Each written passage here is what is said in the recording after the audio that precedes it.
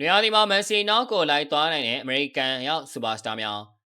အားလုံးပဲမင်္ဂလာပါများ Ryan 7 Online Agency ကနေအားလုံးကိုပြန်လည်ကြိုလိုက်ပါရစေ။မကြာခင်2026ကဘာလာပြန်ဝဲကြီးစတင်တော့မှာဖြစ်တဲ့အတွက်အသင်းတိုင်းမြောက်အမေရိကကိုရောက်ရှိနေကြပါရင်ဒီထဲမှာနေဝင်ချိန်ကြီးနေကြတဲ့ဇာမကြီးတချို့လည်းပါဝင်နေပါရင်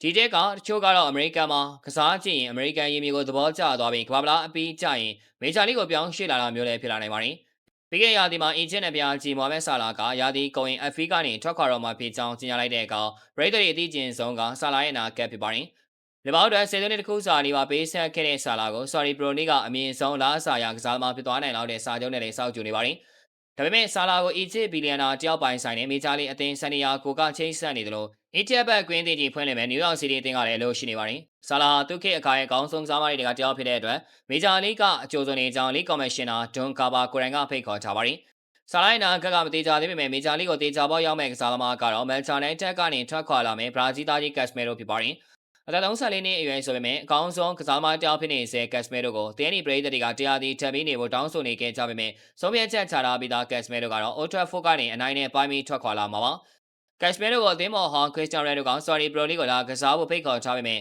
ကက်စမဲရိုကတော့မက်ဆီရဲ့အင်တာမီယာမီကိုပဲပြောင်းရွှေ့ဖို့ကောင်းကြီးထားပါတယ်။ဘာဂီသားကြီးပါတော့စေးပါဟာမန်ချက်စတီနဲ့စာချုပ်တရန်ကုန်ပြီးဆိုတော့ဆရာဖြစ်သူပတ်ခွာလာတဲ့အတူအသင်းကနေထွက်ခွာလာပါတယ်။ဘာနာဒိုကိုဘိုင်စနာကခေါ်ယူနိုင်ဖို့ကြိုးစားနေတယ်လို့သတင်းထွက်နေပေမဲ့ဘာနာဒိုကတော့နောက်တစ်မျိုးစိတ်ကူးထားနိုင်ပါတယ်။ဘာနာဒိုကအလုပ်ပြောင်းရွှေ့ခြင်းနဲ့ခေါ်ယူနိုင်မဲ့ကစားမဖြစ်တာကြောင့်ဥရောပအသင်းတွေကချိတ်ဆက်နေတယ်လို့မေဂျာလိအသင်းတွေနဲ့လည်းသတင်းထွက်နေပါသေးတယ်။ ESPN သတင်းထန်တာရဲ့သတင်းဖော်ပြချက်အရဘာနာဒိုကိုခေါ်ယူခြင်းနေတဲ့မေဂျာလိအသင်းတွေအများပြားရှိနေပြီးကဘာလာပြီးမှလှုပ်ရှားလာနိုင်ပါတယ်။ကဘာလာပြီးတိုင်းအမေရိကန်ဘွားကစားသမားတွေမေဂျာလိကိုပြောင်းရွှေ့တက်တာအစင်လာလို့ဖြစ်နေပါတယ်။အသက်29နှစ်အရွယ်ကပတိန်အမေရိကကြီးခရစ်စတန်ပူလီစစ်ဟာပြီးခဲ့တဲ့ရာသီတုန်းကစီးရီးမှာရာသီတဝက်ခြေစွမ်းပြခဲ့ပေမဲ့ဒုတိယရာသီဝက်မှာတော့အရန်ခုံပေါ်ရောက်တဲ့အထိအခြေအနေဆိုးနေခဲ့ပါတယ်။ပူလီစစ်ရဲ့ AC မီလန်နဲ့စာချုပ်ဟာ2020ခုနှစ်ကျန်နေသေးတယ်ဆိုပေမဲ့မေဂျာလိကော်မရှင်နာဒွန်ကာဘာကိုရိုင်ကပူလီစစ်ကိုအိမ်ပြန်လာစေခြင်းကြောင့်ပြောထားတဲ့အတွက်ဒီနေရာဒီမှာအပြောင်းရွှေ့ကိစ္စဖြစ်မြောက်သွားနိုင်ပါတယ်။နယ်လန်အသင်းရဲ့ကသွင်းကိုများဆုံးကစားမမက်ဖစ်ဒီဘေးဟာသူ့ရဲ့ကစားမဘွားတစ်လျှောက်လုံးမှားယွင်းတဲ့အပြောင်းအရွှေ့ဆုံးဖြတ်ချက်တွေချနေခဲ့ပါတယ်။မန်ချက်နိုင်တက်ကိုရောင်းမဝယ်မှာရောက်လာခဲ့မှုတဲ့ဒီဘေးဟာ